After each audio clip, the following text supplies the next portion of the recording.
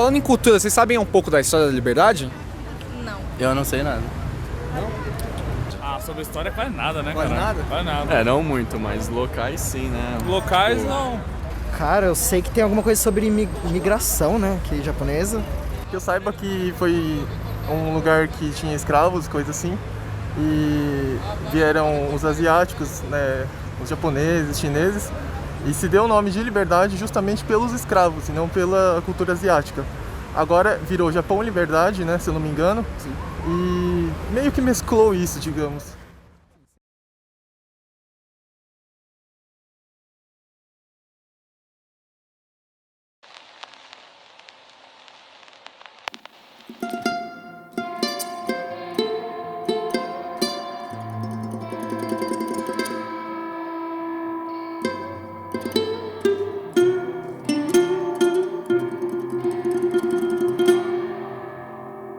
Liberdade, bairro tradicional japonês e com uma cultura oriental. Mas você sabia que não é só isso, né? É claro que essa primeira parte é verdade, mas ainda tem muito mais coisa que você ainda não sabe. Acompanha a gente que a gente explica tudo.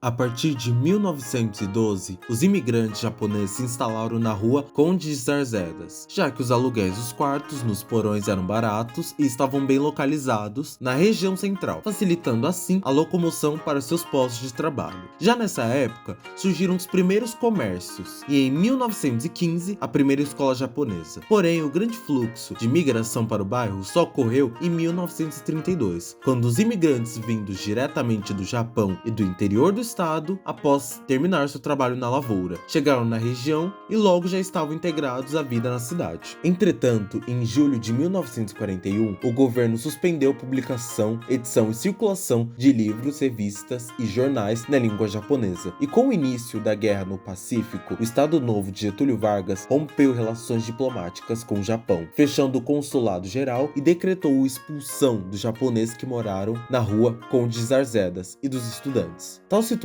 só veio se normalizar em 1945, com a redição do Japão. Foi então que nos anos seguintes foram fundados o jornal São Paulo Shimbun e a Livraria Sol, presentes até os dias atuais. Aliás, ela está em nosso vídeo de lugares que você não pode deixar de visitar na Liberdade. Não se esquece de dar uma passadinha por lá e para conferir, né? A partir de então, o bairro foi crescendo e ganhando cada vez mais estabelecimentos da cultura japonesa. Na década de 70, ocorreu uma reconfiguração na região, com a instalação das lanternas de Suzuranchi e a implementação do metrô, atraindo para a região chineses e coreanos. Atualmente, a Liberdade é um refúgio para a cultura oriental e atraindo diversos turistas, devido à feirinha de comidas típicas e artesanato, restaurantes e lojas únicas da região, além dos diversos festivais típicos da região. Ok, mas e se eu te dissesse que a capela que tá na foto é anterior à imigração japonesa?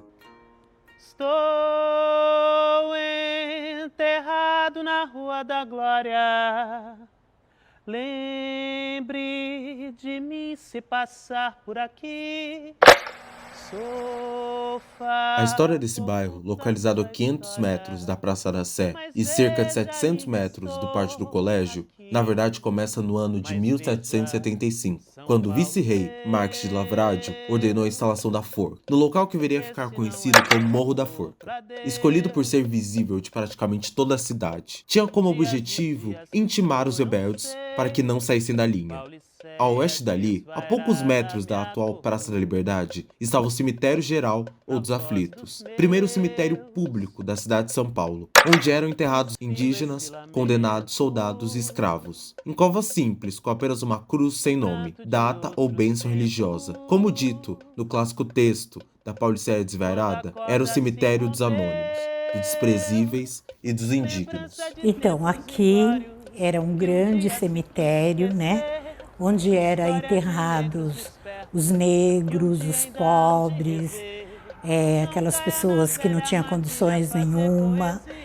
e as pessoas que eram condenadas à forca. Apesar de ser considerado um espaço maldito na época, foi um local muito importante para a religiosidade popular, tendo como centro a Igreja dos Aflitos e a lenda em torno de Francisco José das Chagas, homem negro e cabo do exército que levantou um motim em 1821, reivindicando o pagamento de soldados que estava atrasado. Acabou sendo preso e condenado à execução na forca. Deixaram ele aqui preso, numa sala, até o dia do enforcamento. No dia do enforcamento, levaram ele lá para a Praça da Liberdade, onde ele seria enforcado. Só que naquele tempo, o povo daquela época gostava muito dele, porque ele vivia defendendo e fazendo ações em favor do povo pobre. Então o povo se juntou tudo na praça e gritava liberdade, liberdade, liberdade para o Chaguinhas. Mas mesmo assim eles tentaram enforcar ele e 3 vezes a corda se quebrava. Enquanto a população clamava por sua liberdade, alegando ser um milagre no rompimento das cordas, seu executor o enforcou com as próprias mãos. Francisco José das Chagas viria assim se tornar Chaguinhas, um martim e santo para a população local, e em sua homenagem ocorrer rituais de diversas crenças e religiões no bairro. O povo vem, bate 3 vezes na porta, coloca lá um pedidinho, e assim perdura por muitos e muitos anos. Com a expansão da cidade, o local desses rituais e do cemitério, até então marginalizados, se tornaram central e foram desativados e loteados, juntamente com o arrasamento do Morro da Forca em 1985. Entretanto, a população insistia em reerguer a Santa Cruz dos Enforcados, sempre que as obras a alcançavam. Foi então que, em 1891, foi construída a Capela dos Aflitos, que posteriormente, em 1917, teve que ser ampliada e resultou na construção da Igreja da Santa Cruz dos Enforcados. Houveram diversos esforços de autoridades e da curia de vincular a igreja e a capela à figura de Chaguinhas, e não de rituais afro-brasileiros. Entretanto, o local atualmente é pouco conhecido e tem sua história esquecida, não somente pela população, como pelo governo. O sentimento popular e a comunidade negra ainda é muito presente lá.